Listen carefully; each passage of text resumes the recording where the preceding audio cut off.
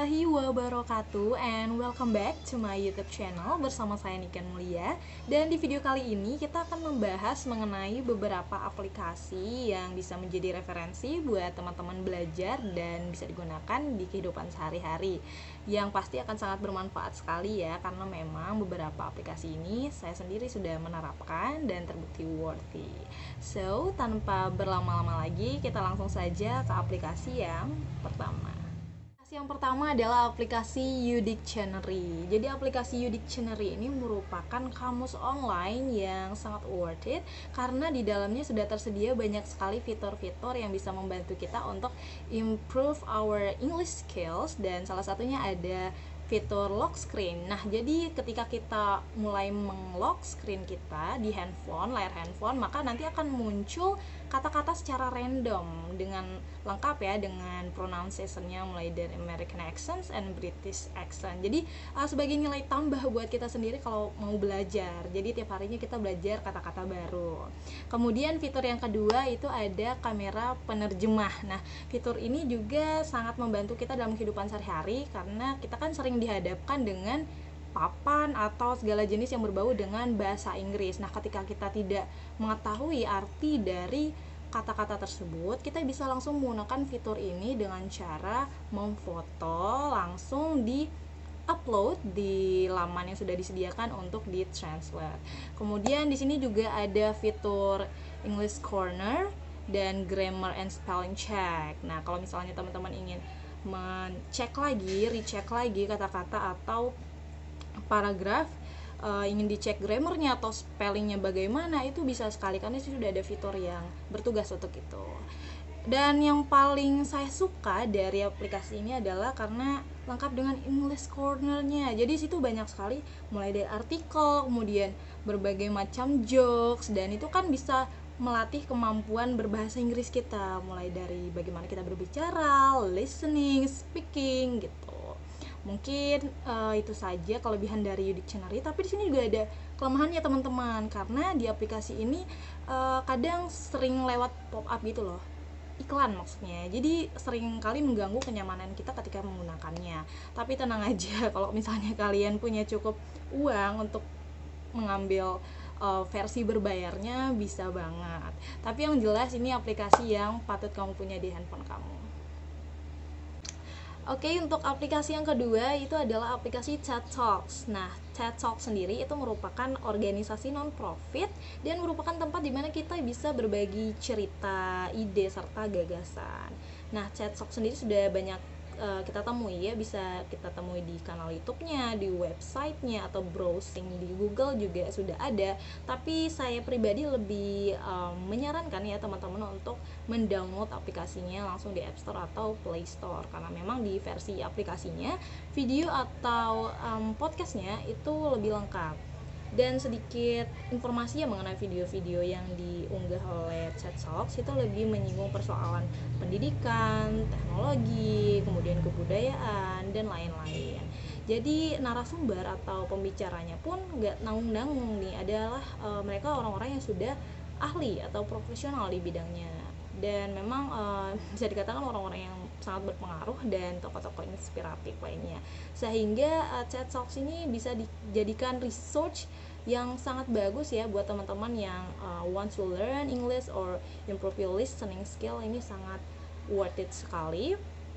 Dan memang di TED Talks ini kan subtitlenya juga sudah banyak ya, mulai dari bahasa Arab, Cina, Jepang, Rusia, itu sudah ada semuanya, sehingga tidak akan menyulitkan kita untuk mempelajari mengenai apa yang disampaikan. Termasuk Indonesia juga bahasanya sudah ada. Mungkin itu aja yang TED Talks ya. Kalau kekurangannya sejauh ini belum menemukan kekurangan sih, lebih banyak ke ilmu sih. Jadi ini patut untuk kamu download. Oke, next untuk aplikasi yang ketiga, tapi saya mau disclaimer sedikit kalau misalnya kedua aplikasi sebelumnya itu lebih ke fokus untuk improve your skills, English skills secara generik atau umum. Sekarang untuk aplikasi yang ketiga kita lebih spesifik ke improve your speaking skills. ada 2 aplikasi yang saya rekomendasikan, yaitu adalah Tandem dan Hello App. Dan kedua aplikasi ini memang punya plus minusnya masing-masing. Nah, untuk Tandem sendiri kelebihannya kita di sini bisa menjumpai banyak sekali native speaker. Jadi nggak cuma dari Asia, Europe, American, itu juga banyak sekali. Dan untuk Tandem App ini kekurangannya lebih ke karena memang ini aplikasi yang berbayar ya, jadi bisa merogoh kocek yang cukup dalam untuk mendapatkan versi yang lebih baik lagi. But you can try for free trials. Jadi ada 7 days free trialsnya juga. Jadi kalian bisa coba itu. Dan Tandem ini menurut saya terlalu rame ya, sehingga membuat saya fokusnya suka buyar gitu. Jadi nggak cocok sih kalau misalnya Tandem App ini di saya secara pribadi. Itu tadi ulasan singkat soal Tandem App. Sekarang kita beralih ke Hello Apps. Jadi saya mau sedikit cerita ya. At the first time I installed this app, I was so happy because I can be connected to many people from all over countries in this world. Jadi lebih ke perasaan bahagia sih, karena kita bisa bertukar ide, cerita, gagasan, serta mengenal bagaimana kebudayaan di masing-masing negara itu seperti apa.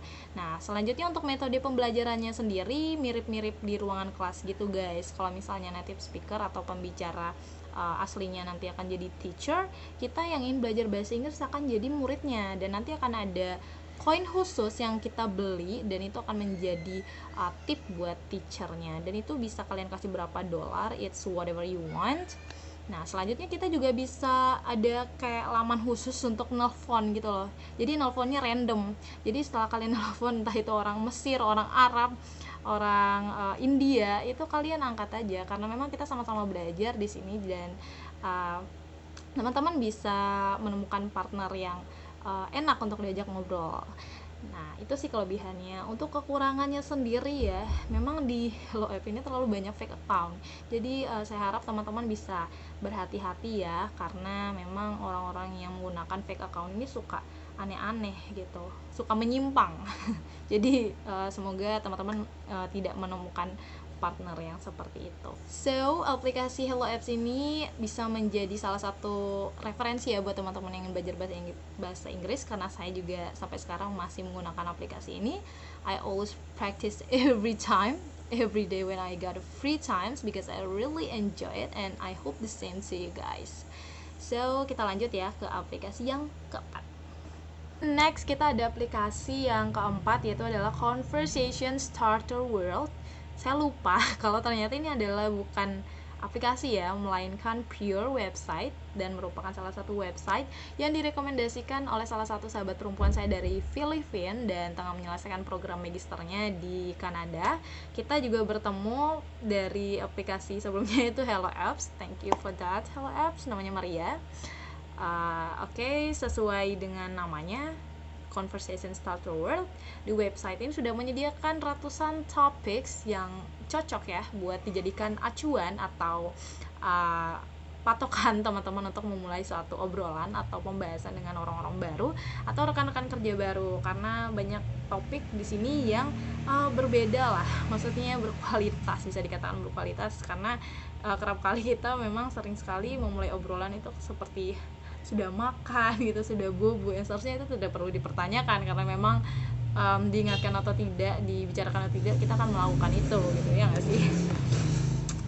Dan untuk selanjutnya, Conversation Starter World ini sangat cocok ya buat teman-teman yang tengah mengalami proses pendekatan with someone gitu, with someone new atau siapa gitu. Jadi nggak perlu ribet-ribet lagi kan nyari topik apa gitu, karena memang udah di sini tuh pilihannya udah banyak, entah itu topik untuk mengenal pasangan, topik untuk mengenal teman perempuan, teman laki-laki atau rekan kerja dan lain-lain. Jadi bisa dibilang sangat worth it ya.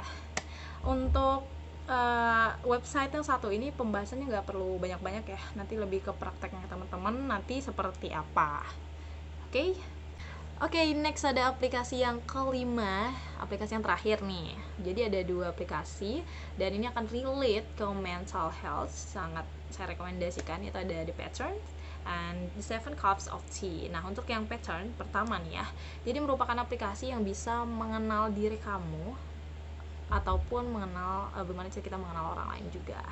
Nah, registrasinya pun hampir sama dengan aplikasi sejenisnya, yaitu registrasi menggunakan birth dates, kemudian time or your locations to make sure your how you can handle the situation in your life. Nah, untuk the pattern sendiri nanti akan memberikan banyak sekali insight ya tiap harinya ke kamu harus gimana, kondisi keuangan kamu sedang bagaimana, percintaan kamu gimana, kayak hampir horoskop gitu loh, atau zodiak kayak ngeramal. Tapi gimana ya, jatuhnya nggak ngeramal sih, kayak ya kalian coba sendiri aja, saya nggak bisa ngejelasin kalau untuk aplikasi yang satu ini, lebih ke prakteknya aja nanti ya.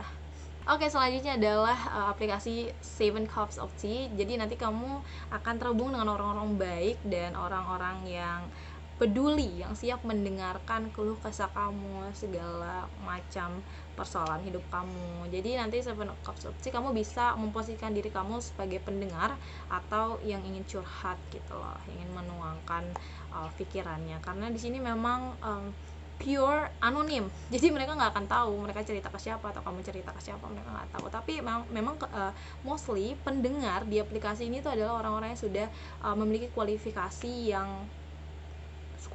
sebagai pendengar yang baik lah, yang ahli di bidangnya, seperti itu. Untuk kedua aplikasi saya bingung ya ngejelasnya gimana, karena memang untuk kedua aplikasi ini nggak bisa saya jelaskan panjang lebar karena mereka yang nanti akan langsung melihat personality kamu seperti apa. Intinya kedua aplikasi ini relate ke mental health dan membantu teman-teman untuk mengobati itu, menyembuhkan ya, seperti itulah. Nah, untuk aplikasi yang keenam ini mungkin teman-teman udah punya semua ya, Spotify. Tapi untuk Spotify ini selain mendengarkan lagu, saya lebih sering mendengarkan podcast, karena menurut saya di podcastnya Spotify ini lebih bervariatif, banyak sekali tokoh dan narasumber yang inspiratif, dan salah satunya saya paling suka yang Gary sama Yasa Singgih. Kedua tokoh ini adalah tokoh-tokoh muda yang bisa memberikan saya banyak sekali pencerahan serta insight-insight untuk melakukan suatu aktivitas baru atau kegiatan baru yang menurut saya belum pernah melakukan, dan saya belum pernah terpikirkan ke arah sana. Jadi menurut saya Spotify kamu harus punya, terutama podcast kamu harus minimal dengar 1 kali sehari. Kamu harus meluangkan waktu beberapa menit untuk mendengarkan podcast, karena itu akan sangat mempengaruhi cara kamu berpikir, wawasan kamu, serta bagaimana kamu bertindak nantinya. Oke? Baiklah, itu tadi ke-6 aplikasi dan website yang bisa saya rekomendasikan saat ini. So, apapun aplikasinya, apapun websitenya, nanti akan balik lagi ke diri kita sendiri, seberapa konsistennya kita menerapkannya dalam kehidupan sehari-hari. And we need to know about what we want, apa yang kita butuhkan, apa yang menjadi fokus kita, tujuan kita, target kita harus tahu. Jangan sampai kita melakukan sesuatu tapi kita tidak tahu itu untuk apa. Jadi kita harus tahu dulu tujuannya apa agar ada makna di balik apa yang kita kerjakan. Oke teman-teman, jadi jangan lupa di like, share, and subscribe, komen. Apakah itu urutannya? Saya tidak tahu. Tapi yang jelas intinya semoga teman-teman dapat manfaat dari video ini, dan kita akan berjumpa lagi di video selanjutnya. So, see you guys. Bye-bye.